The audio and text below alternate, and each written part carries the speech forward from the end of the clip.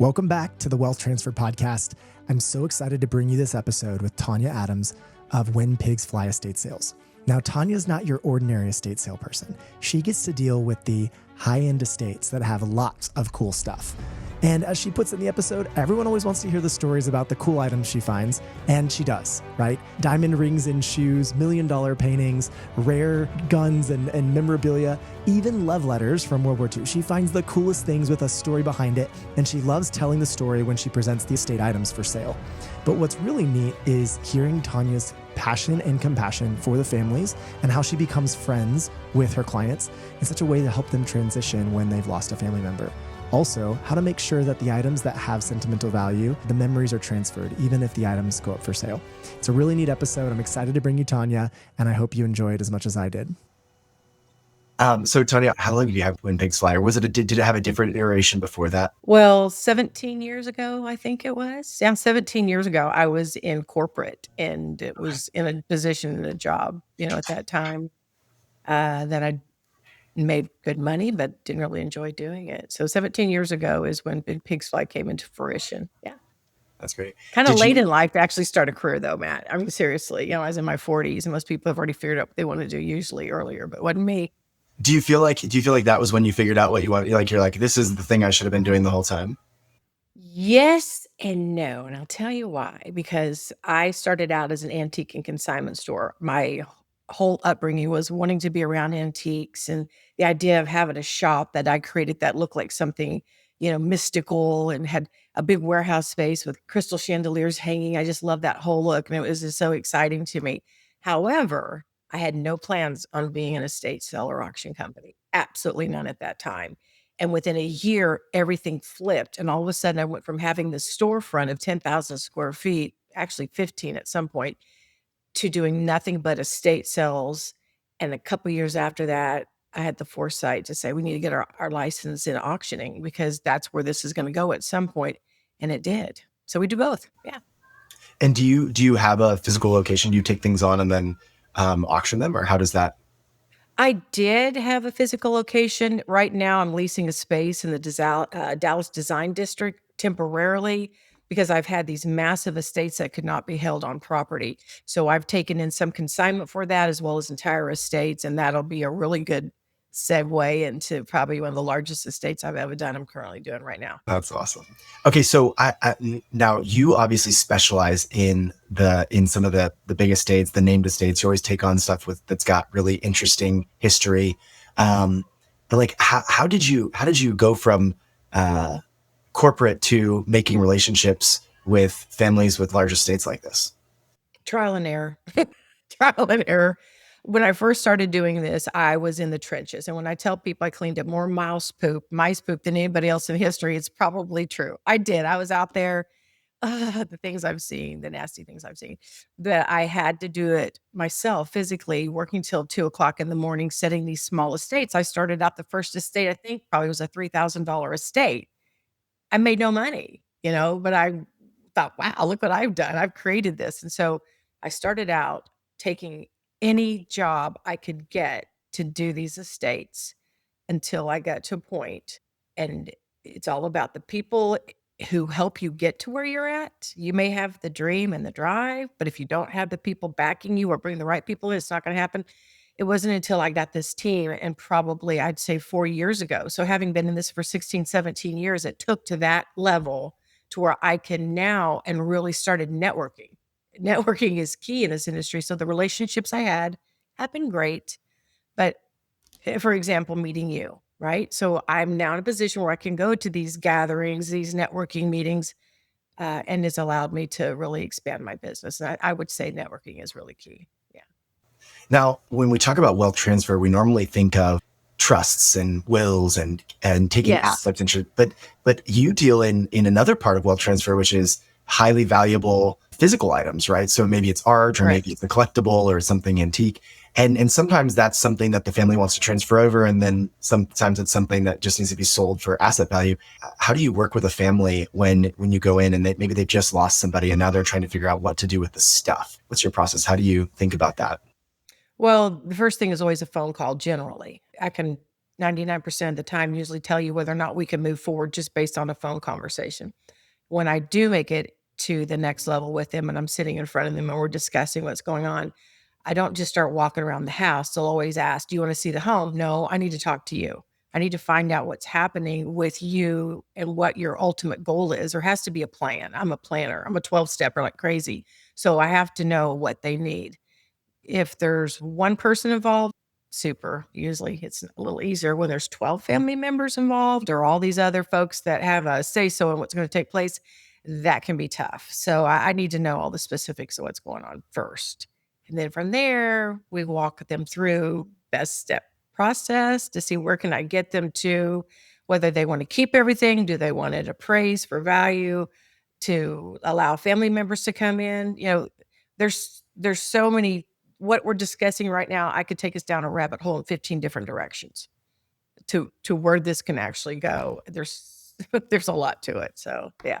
What have been some of the, maybe you have a story or something interesting, like where there's a dispute or there's a fight and you've had to kind of intervene in these family, because the family dynamics, especially when you've got valuable heirlooms or valuable things in the estate that are physical, what's something interesting or what have you seen in that space? Well, that happens quite a bit. That's why you have to, generally you've got one executor, one administrator, one trustee that I'm actually working with. That's key. When I go in and I find out there's, 3 different executors that co-executors on a estate, that can be a nightmare. So you want to meet with all of them if possible, or do a Zoom call with the ones that can't come in from out of state to find out what they ultimately want to do. I think that if the family has a substantial estate and they're trying to figure out what to do, I'm going to look to see what they have. Do they have millions of dollars in art? Do they have millions of dollars in wine collections, jewelry, Bentleys, firearms? There isn't anything that I haven't helped somebody in finding the best solution for them. And I'm not always the last to touch it. I might be the first one in the door, which is always a preference, because for me, I then am going to help them. Often I'll walk in and they've already talked to this person, this person, this person, this person. You got 5, 6 different people, businesses, entities that they've spoke with, and you don't have one solid core person that's helped them. So it's all over the map. So I love to be the first one in the door. I truly believe that if you have a multi-million-dollar estate, I'm not speaking real estate.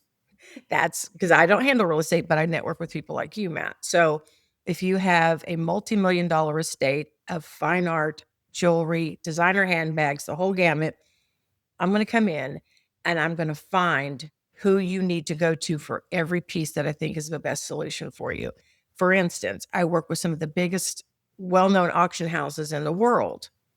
If I've got $1 million painting, I'm not going to handle it personally. I'm going to broker it basically to them because that's what's best for the family. That's what's best for me as a small business. I don't want the liability of the provenance of, identifying a painting of that value.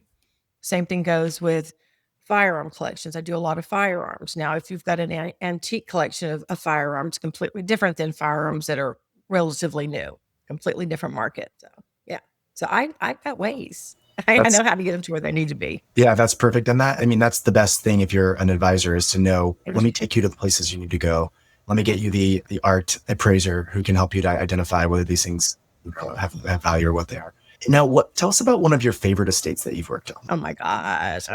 Okay. So some of my favorite estates, I think is probably going to be more, well, people don't like to hear this. They rather hear about the stuff I find, but it's going to be the people that I've worked with, the actual executors, the friendships that you make sometimes. Most of the time you do your job, you connect with them and you give them what they need, you take care of them, then you move on, to the next estate, the next family that needs you. Then there's some that just stay in your life forever, and I have some of those experiences. Probably my favorite estate is going to be Ken Hill's estate. I did a Kenneth Hill estate. He was based out of Fort Worth, was one of his properties. And I think I did 6 different events for that family. And actually it was for it was a foundation. It was turned into a foundation. But for the trust of the Kenneth Hill estate, the people that I worked for were amazing. I, to this day, just adore those people. And they're not just fly by night folks, but they're very humbled in life, but they're very successful people too. Love them. One of the funnest aspects of that is, if you remember Snowmageddon that we had a few years ago, where everything was down in the 20s and everybody below 20 degrees. I'm in Miami Beach helping with this estate, $15 million home on the water, looking at multi-million dollar yachts, just sitting there living my best life, getting ready for, doing an event for him there. And I'm like, flew first class, 787, sleeper. That's living the life for me. But that's at Possum Kingdom, his home on Possum Kingdom that overlooked the water. I have some of those things still back in my history on my website of that estate. His home on Crestline, which was a mansion, a very historic mansion, absolutely beautiful. That's in Fort Worth. And then he had a warehouse. He at one point he had turned an old gas station into his own personal soda fountain, gas station. So he had all these things, Sinclair signs.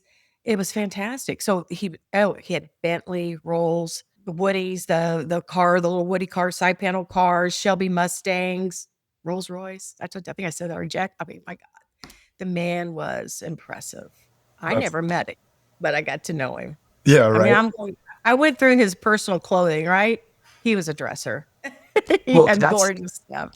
That's a great point, which I often think about, is like, it's so interesting going through someone's things, because they do tell a story about who they were, who they are, and you never actually meet them, but you're kind of piecing together like, oh, okay, they were this person. Oh, and they like this. And or they had these secrets and they had these things that they, liked or preferred, and so it's just so interesting. Yeah.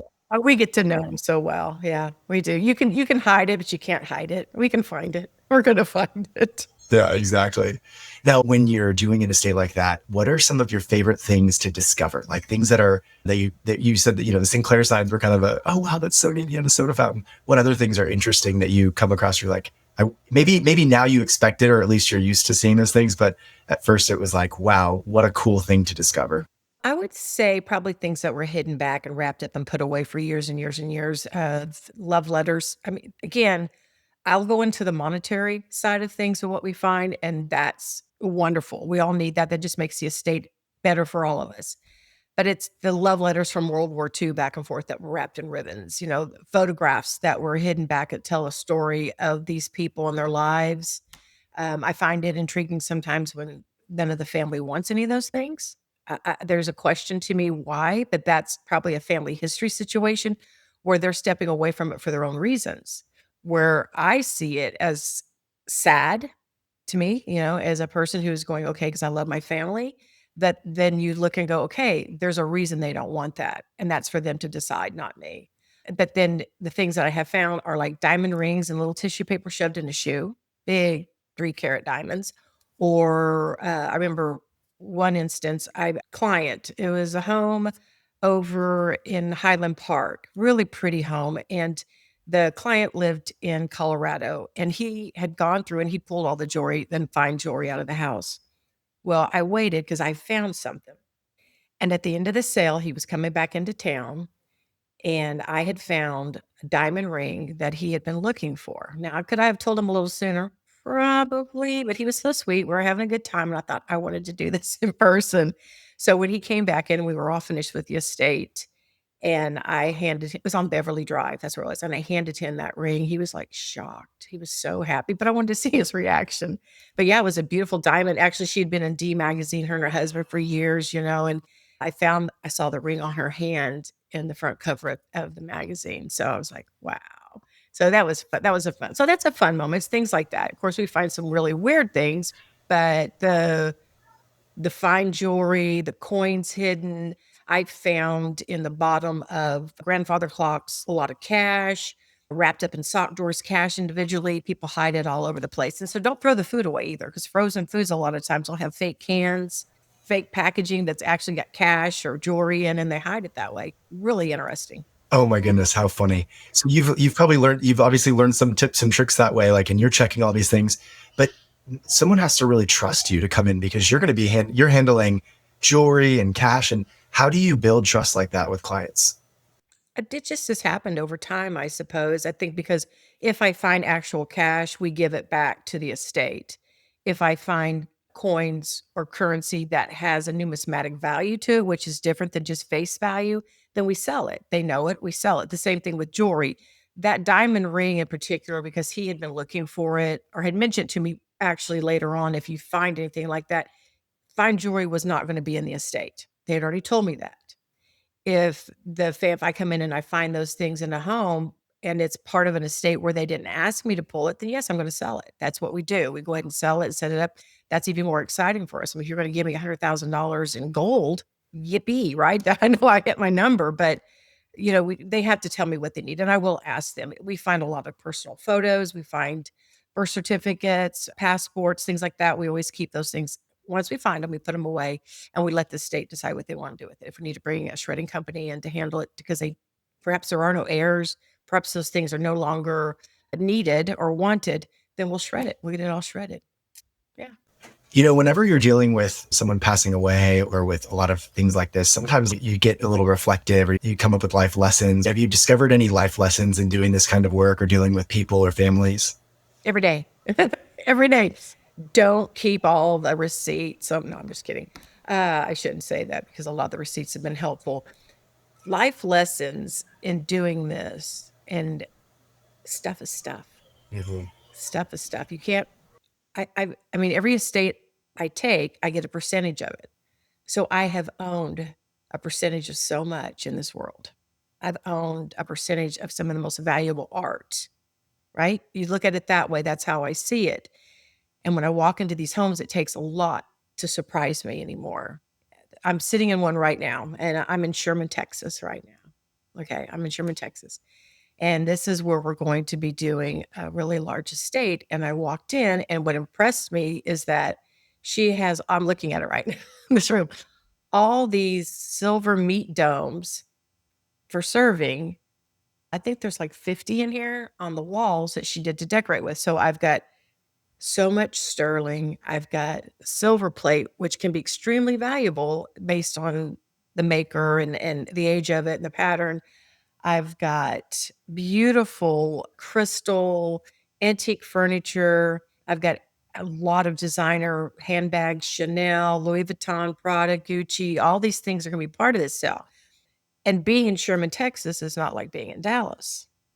So I'm going into that segue, if you're okay with that, because that will let you know that location, location, location. If I'm in University Park, if I'm in Highland Village, if I'm in that area of Dallas, just the address alone is going to drive attention.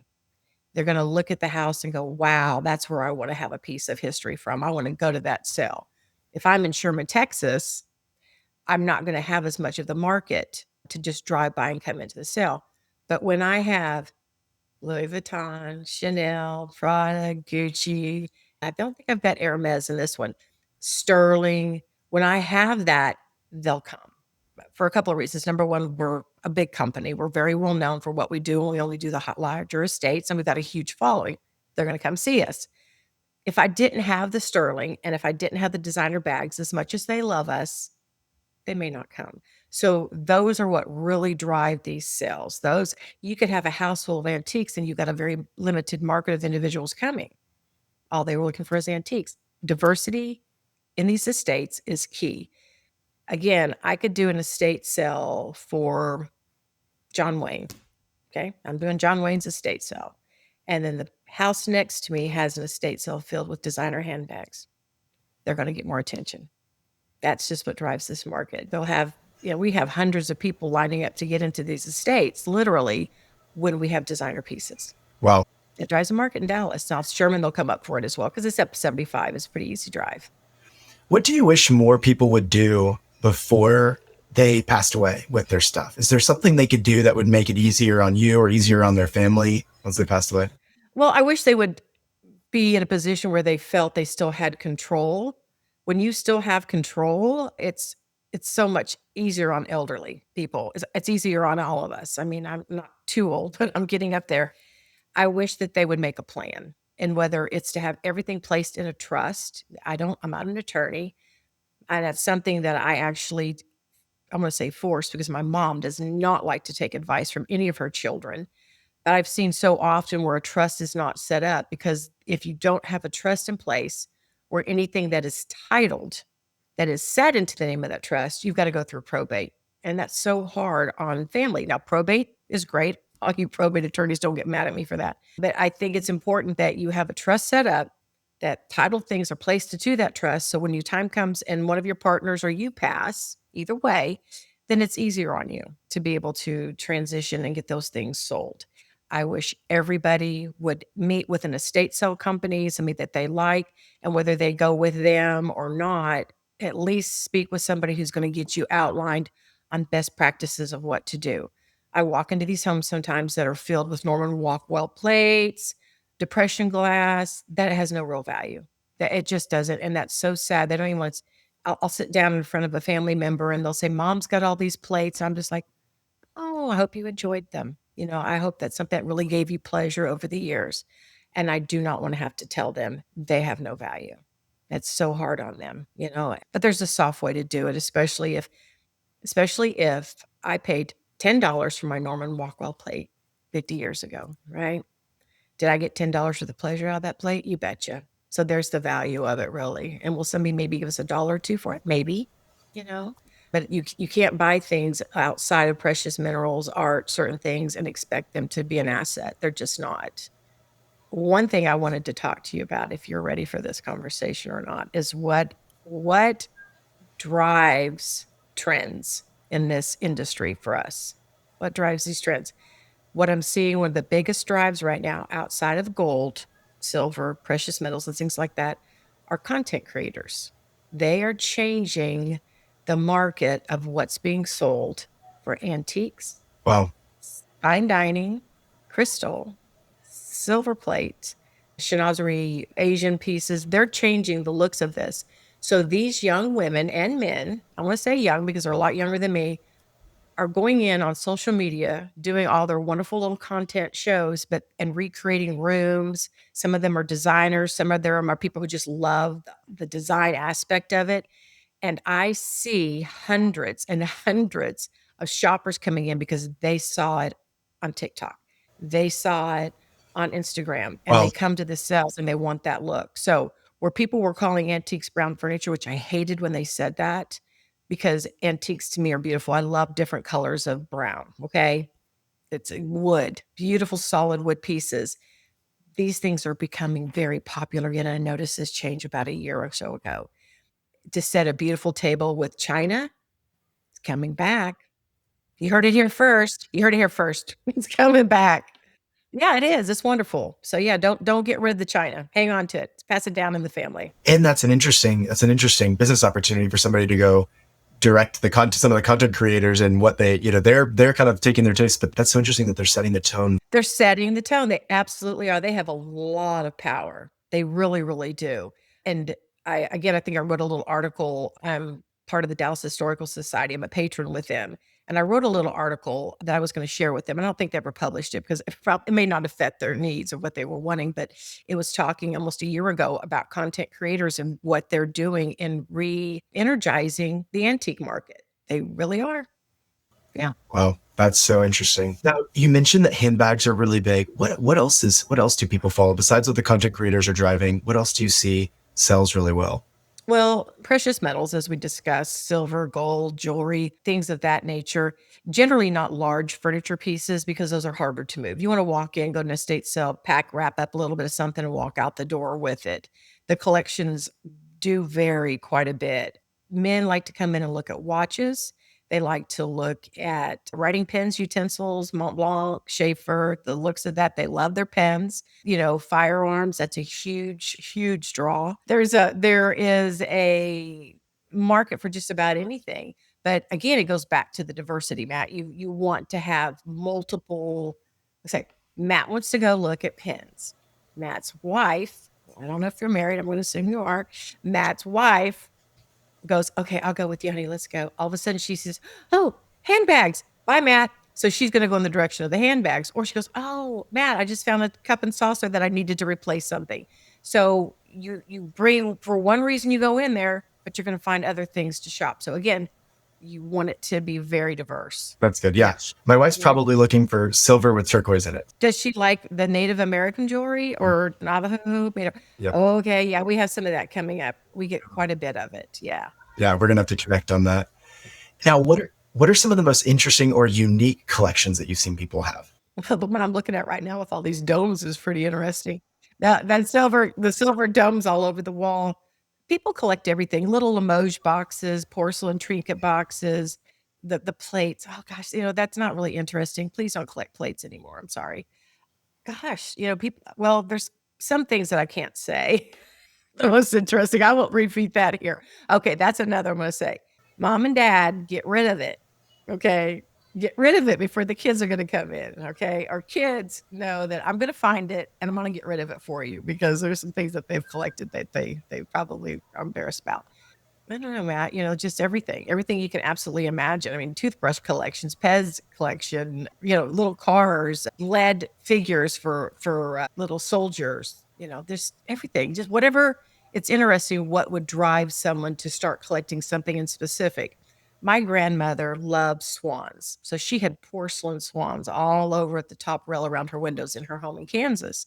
And I would look at those and just dream about those swans. So for the longest time, that's what I collected. When my grandfather had passed, and then my grandmother was going into a nursing home, and none of my family has ever been wealthy. There's not been an affluent family on either side of my family. So I did not get the great wealth transfer to me. Okay. It didn't come directly to me. I had to make it myself. So grandma needed the money for the nursing home. So everything she had was sold. In Kansas, it all goes to auction. The big auction houses, everything's taken out of the house. They put it at the community building or it's out in a farm auction or whatever. We all had to go to the auction and bid against people to get things that we wanted ourselves personally. Talk about heartbreaking to have to do that. And that's another thing I'll discuss with you. So I started collecting swans from that point. I was able to get like 7 of her swans. At the time I was a young woman, didn't have any money. My dad helped me bid on it and I got the swans and those swans back. I still have them, but I don't collect swans anymore. But that was probably the first thing I really started collecting. And then going back to having things set up to where you don't want to have to bid against other people on things that you want. I do a friends and family event, which a lot of companies may. I'm sure I'm not unique to it. So, for instance, the family wants to have the first opportunity to buy because they cannot be gifted anything directly. It's all been agreed in the estate somehow that everything has to be sold. But they don't want to have to be in line with 300 other people and fight for something that they cherished. And it's not often that it's worth money, it's worth personal to them. It's a heart thing. Totally. So both photos and things like that, we're going to put aside. We're not going to even introduce that, but maybe family Bibles that have names in it, we put those aside. If that's what's requested, of course, we want to do that. But perhaps there was a swan, a little swan that meant so much to this young woman that was her grandmother's or her mother's or whatever. So we do a friends and family event where we open it up just for the family. We'll have our team there, kind of step back a little bit, let them have their moments to reflect, talk. If I need to bring in appetizers or some drinks or something, we will, and we host them, but in the home setting to where it's comfortable for them. And we're not there to sell them. We're there just to take care of them. And so then they'll come in and they'll find things and, oh, this was Nana's this, or this was, Papa's this. And it's really sweet. It's a good healing moment for them. It allows them to say goodbye to things, but in a private manner. Now, the other good part of that is that if, Johnny says, I wanted that painting forever and ever. Well, guess what, Johnny? I found out that painting's worth $25,000. Do you still want it? No, I'm not going to pay that for it. So there again, you got to put your money where your mouth is on that. You're going to have to pay for it. Another thing too is that perhaps the families come in and they're greedy. We got some greedy guesses out there, right? So that way they can't just take and pick and choose. I want this, I want this, I want this. You now have this amount and this is what it's worth and this is what you have to pay for it. So it keeps it fair with the family. So going back to the beginning of this conversation, one of the best things you can do with a large family situation like that is have them buy it directly. Once the sale is set, it's priced, it's ready to go. Now you get to buy. So it makes things fair for everybody.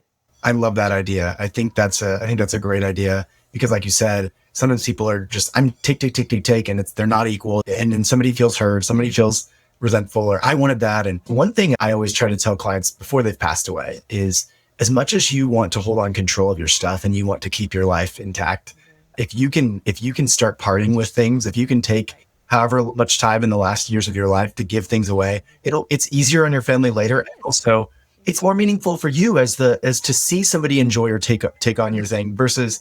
And now the sad part is they may reject all the stuff you're trying to offer them, right? But if you have those special items that maybe you're an heirloom, or you wanted to go to, or you do want that $25,000 painting to go to a specific, then you can start passing those things along before you pass away. That's always my recommendation. Right, and they should. I do see sometimes where you've got too many people in their ear when I want this, I want this, I want this, and it can become overwhelming for them when they, as they age, or even us if you're a passive person or don't want to hurt someone's feelings. So that can be taken on where it's like, nope, you need to just leave Nana alone. Just don't even go in the house and ask for anything right now.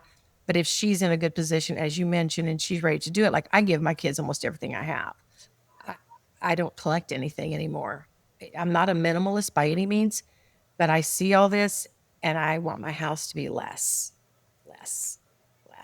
So do you ever do any estate sales where like you were talking about with your grandmother, that they needed the money to be able to pay for care, where you're doing the estate sale for someone who's still living there? And so have you ever had it where the person is interacting with you, where you're dealing with them still in their own home or in their... Yes, I have done that in the past, and I prefer not to. I was gonna say, I can imagine it's very complex. It's very complex. When you have, when I walk into someone's home, my whole team, we come in like a wrecking ball. We're tearing it up. Every drawer, they'll know where I've been because I go, Tonya was in this room, because I just tear it apart. So I'm real fast to go through and see what needs to be discarded, what needs to be donated, what needs to be held on to for the estate sale, because we try to sell as much as we can, but some things need to be donated first. So when I come in and I'm just destroying a room or whatever, we're tearing it all up and we're just bringing it all back in together again. But I wish that, I really wish that they would be able to just have a good plan in place, is what you've mentioned before. Let us come in initially and kind of decide what we're going to do and not do. And it is complex. And I don't do sales if somebody's still living in the home. I've done that so many times in the past because they're underfoot. And the problem is we want to talk to them. And this business is labor intense. That's pretty much what you're looking at. Yes, there's a lot of costs outside of that, because as the type of company that we are, we spend a lot of money on marketing, on supplies, advertising. I mean, I even sometimes have vendors with Porta Johns outside, and I have vendors with food supplying stuff for people, because I hate seeing these lines of 300 people, and I'll have tents up. I want them to enjoy themselves and stay. I don't want them to leave. So I'll have a bathroom with the wash station out there for them. But I don't want people living there. They get into stuff, then they'll start taking things out of the cell. Everything I touch costs money. Every time one of my team touches something, it costs the business money.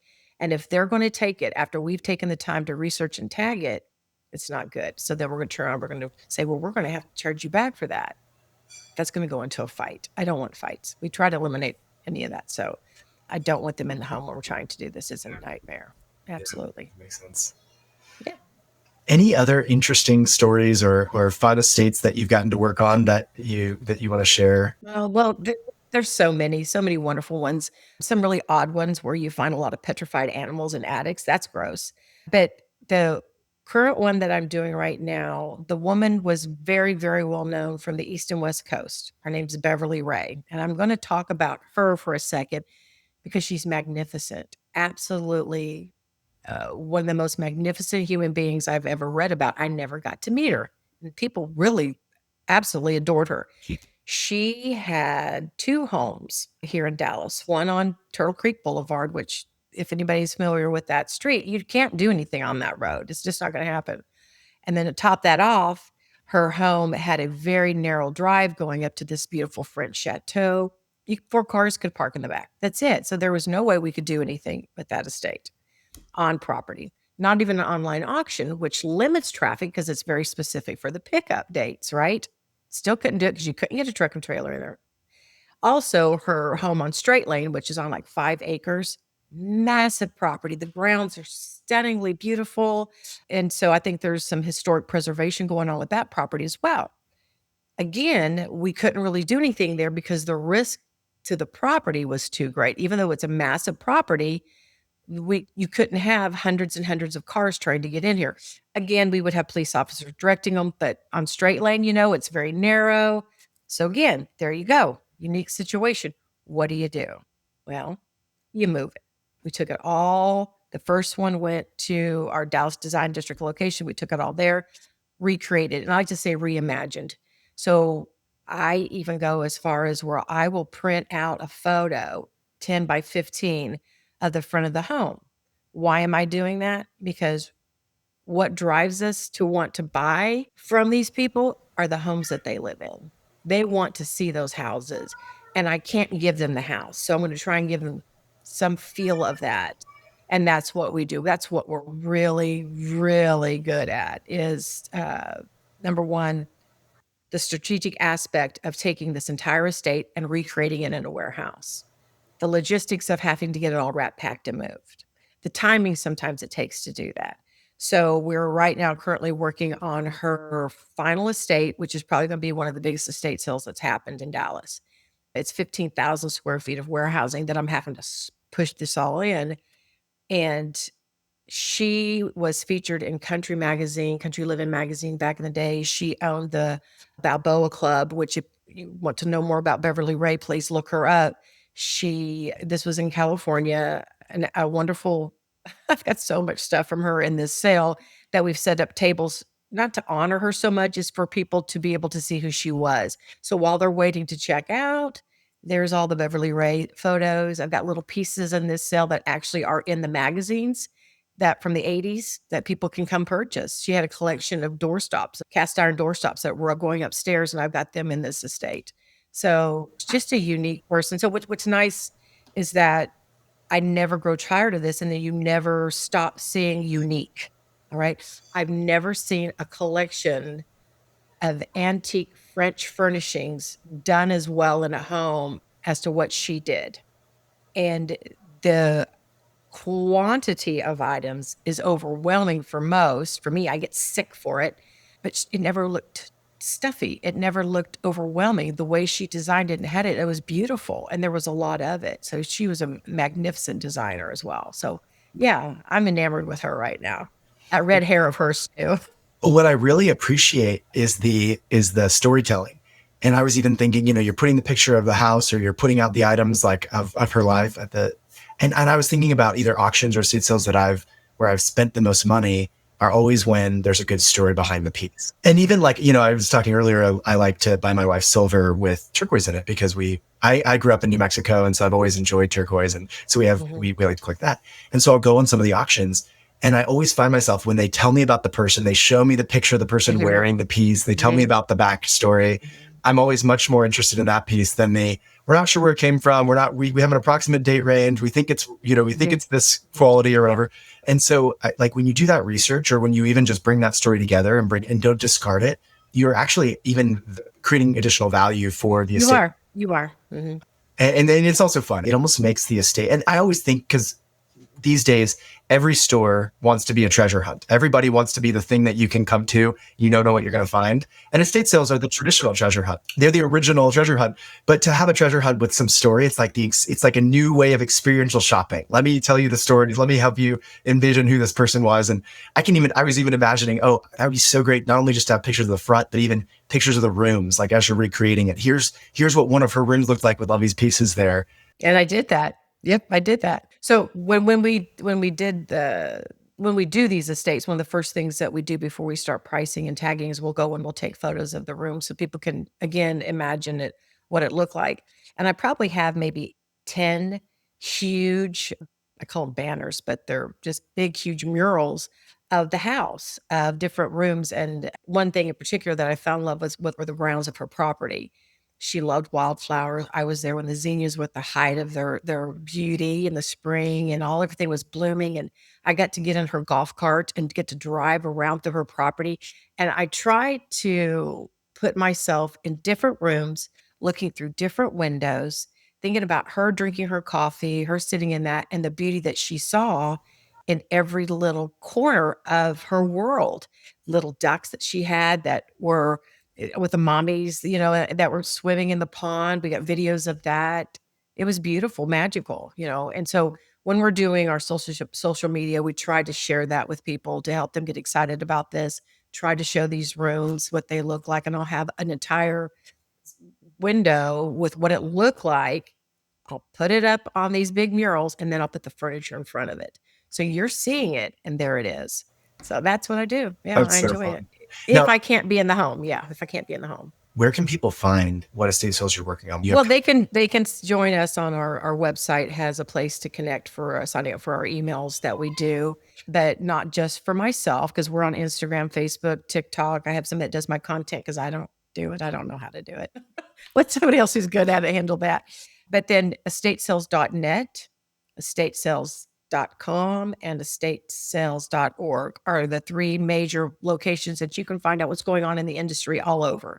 So if you can follow us there, find us there, but you can find all the other estate sales and get to know the ones that you really like the best. There's some out there you'll start following because you just like the team that's behind them and what they do and the style of sale they do.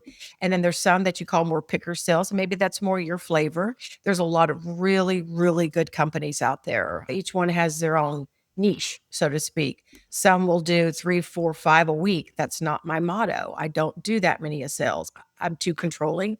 I want to be on site for everything that's happening. But the ones that do 3, 4, 5 a week, that's great. They're taking on a lot of clientele that need them. It's just not my business model. That's awesome. Now, so that website was whenpigsfly.estatesales.com. Estatesales.com. Yes. So sign up for your email list. And the last question I want to ask you is, you've accumulated this team of people that help you, and some of them have worked with you for a while. But what is it that you most appreciate about some of your team members, or some of their specialties, or some of their perspective? Like, it seems like you've got some really talented people working for you. I just wanted to highlight anybody, or maybe generally some of the people that you've got working for you. Well, shout out to all of them. I won't name them all. They're very protective of our team. We travel a lot. We go out of state to do estate sales, and we'll get Airbnbs or we'll stay on property sometimes. So can you imagine 12 people, all of us traveling and getting there together? Extremely protective of one another. So you do become a family, and we go through a lot together. But when it comes down to it, they're very professional. Each one of them brings something different to the table, whether it's a certain energy level or a professional structure that maybe this one's better at selling and this one's better at research. One of them, I have a couple of them that are really, really good at the jewelry.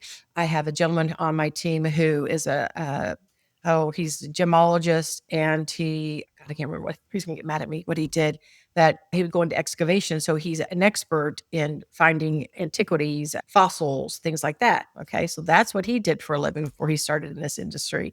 And then I have people who are experts in just about everything. Now, the best thing that I think that they're known for is their kindness. They're extremely kind people.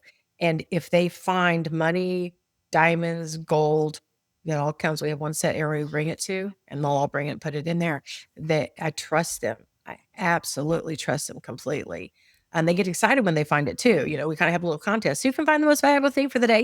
Here I am. I found it. I adore them. I mean, I really, truly just adore them. And so I wouldn't have the business I have without them. And we get compliments all the time because of how kind my team is. They're very sweet. So yeah, I love them. Now, if somebody has a valuable physical estate and wants to interview to potentially work with you, should they contact you through your website? Yeah, they can call my website, or they can, which I get a lot of inquiries that way. If they'll please leave a phone number so I can reach them back. I'm happy to talk to them to find out what their needs are.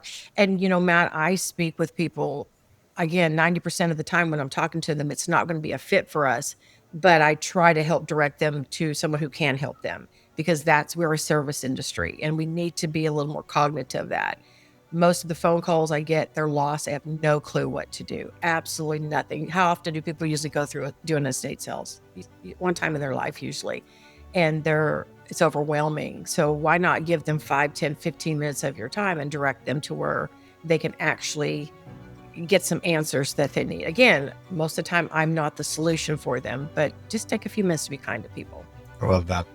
Well, Tonya Adam, thanks so much for being on the Wealth Transfer Podcast. When Pigs Fly Estate Sales, we appreciate all of your fun stories and insights and lessons from dealing with people's beautiful physical goods and helping them transfer that to their next generation. Thanks for inviting me, Matt. You're awesome. Thank you. That's it for today's episode of the Wealth Transfer Podcast. If you found value in this conversation, would you would you leave us a review? That would be just so honoring to us. We'd appreciate it. And if you know somebody who might need to listen to this because they're thinking about their next chapter, will you send them a link to this podcast or this video so that they can listen more as well? For more episodes and expert insights, be sure to follow and subscribe. That means the most to us. Follow and subscribe, please, please, please. And when you're ready to take action on your own real estate plan, or if you need help with wealth transfer planning, we know a number of experts in all the different spaces. We'd love to connect you with them. You can reach out to us via direct message or comment. You can email us, matt@templeton.realestate. No .com, just templeton.realestate. And I'd be happy to connect you with an advisor. Thanks so much.